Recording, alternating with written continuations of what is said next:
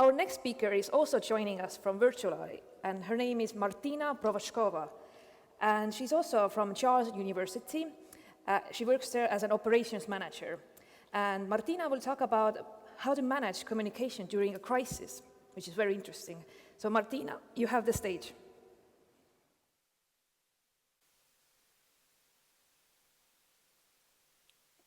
So hello everybody, greetings from Prague.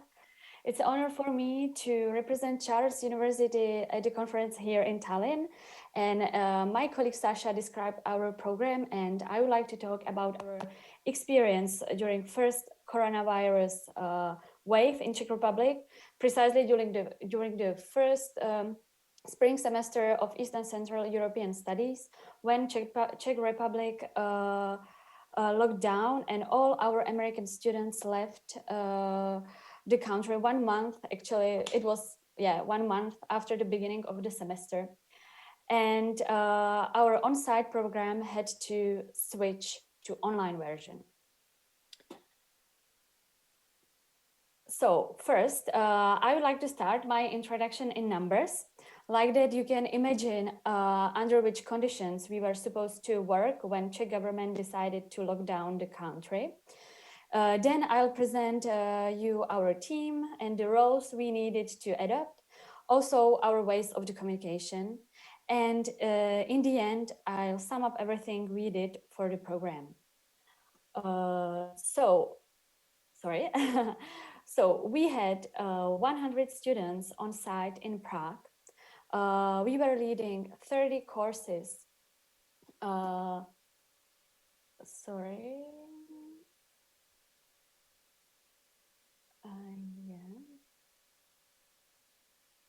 Can you, oh, sorry, you cannot see my full screen. Sorry. So I will restart to share again. Sorry.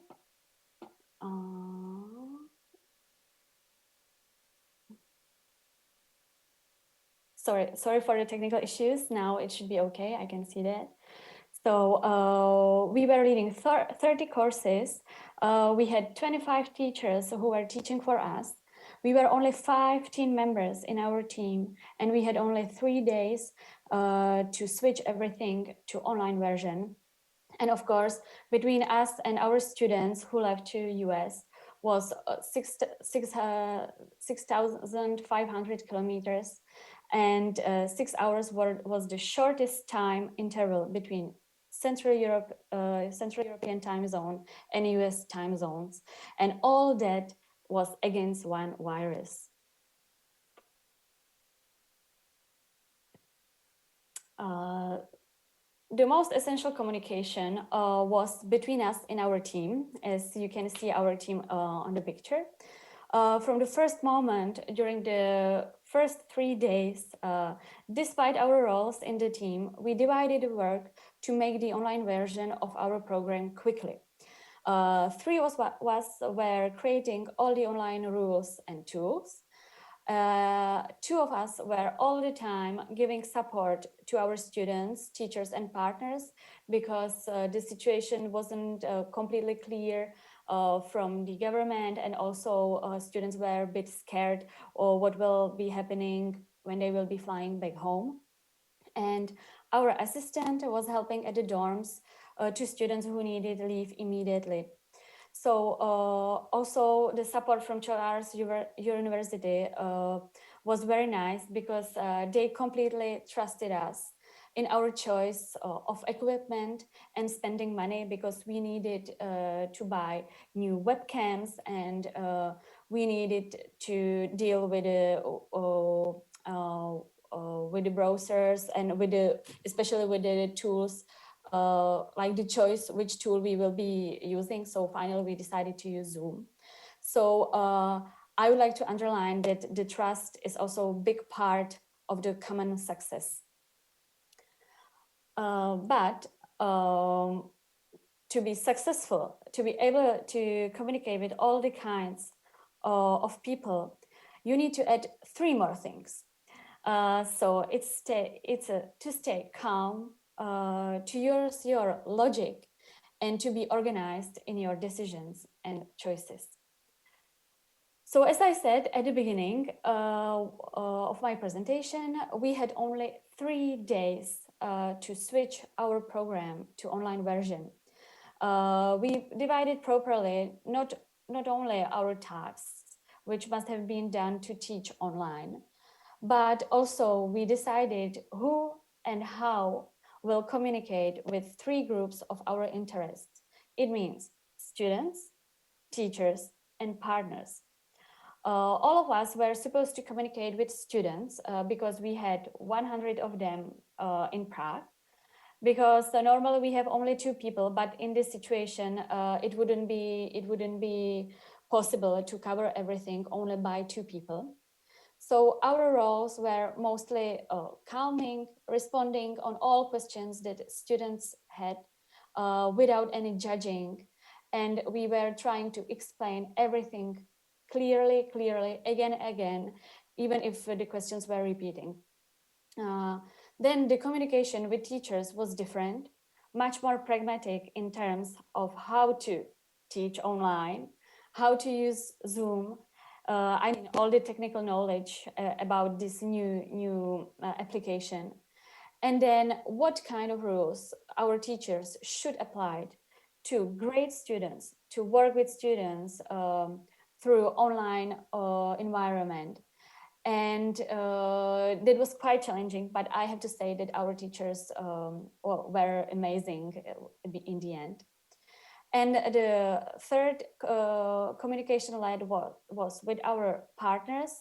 They needed to know if we follow all the health and safety rules, and that we know when the students left the country, when they are coming back to US, or who from our students decided to stay in Prague. Of course, technical support and PR communication was a natural thing for us, so I wouldn't be describing it in details. So it was very challenging for all the team to make the transition online after 3 years when the program was working completely offline. But our stronger program structure helped us to develop strong online structure. As a streaming tool, we use Zoom, as I said. We adapted the schedule, our Prague schedule, to US time zone, because only thanks to this move, we could successfully provide the service as we were providing to our students here. And of course, again, we were every time clearly describing all the changes and all the things that we needed from our students. It means how to connect to Zoom meetings, where they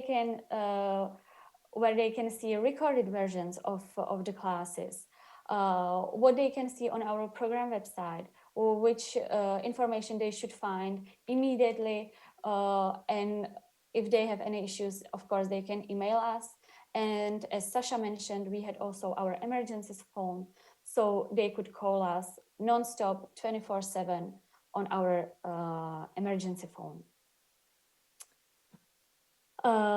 Another part of our online program success was to maintain, at least virtually,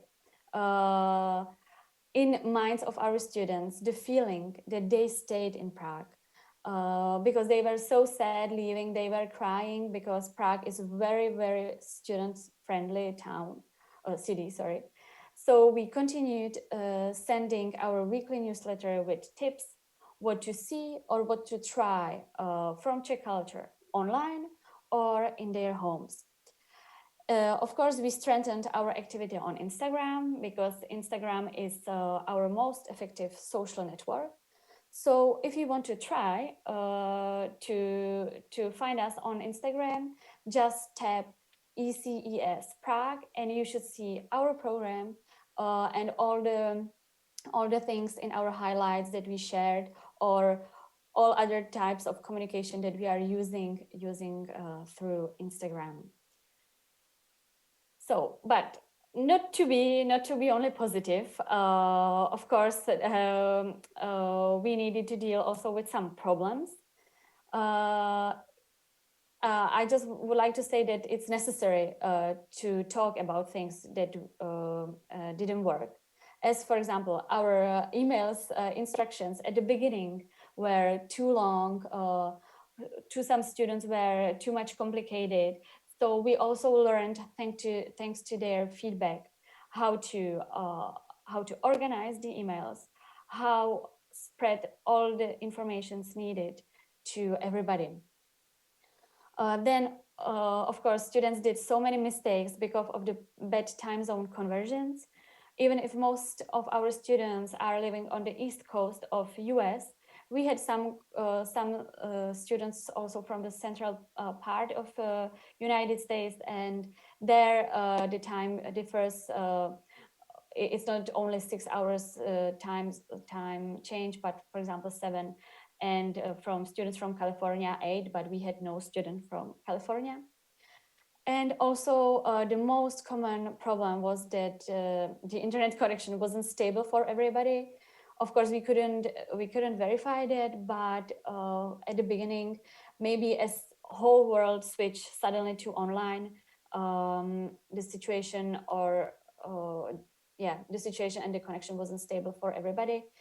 And also sometimes our program website was affected by outage or had some loading problems, because suddenly immediately 130 people were working with this website, so it was also challenging for us to repair everything.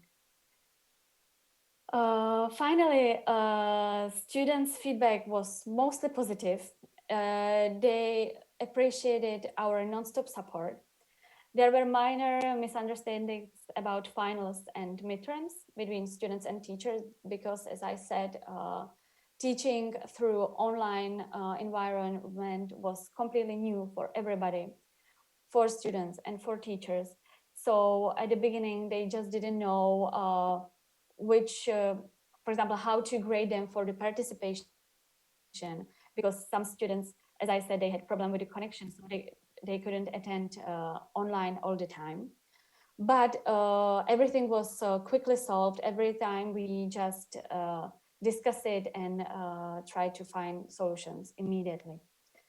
And one common reproach was that, and it was from a part of our students, that ECS program was too fast in switching, that program should not have been so active and left 1 week free to students to rest and recover after the journey home and after the first shock of coronavirus. But to conclude, and as my beloved colleague Sasha says every time, that teamwork makes the dream work, I have to say that without the cooperation of our students, our teachers, our team, and whole university support, we would never communicate our online transition with that success. Because all the time we tried to communicate clearly, we learned from our mistakes at the beginning. So suddenly, 1 month after, we were just I don't want to say perfect, but we were very effective in our communication, and students just get used to our communication through emails and website. And we also try to communicate without extreme emotions, as Sasha said.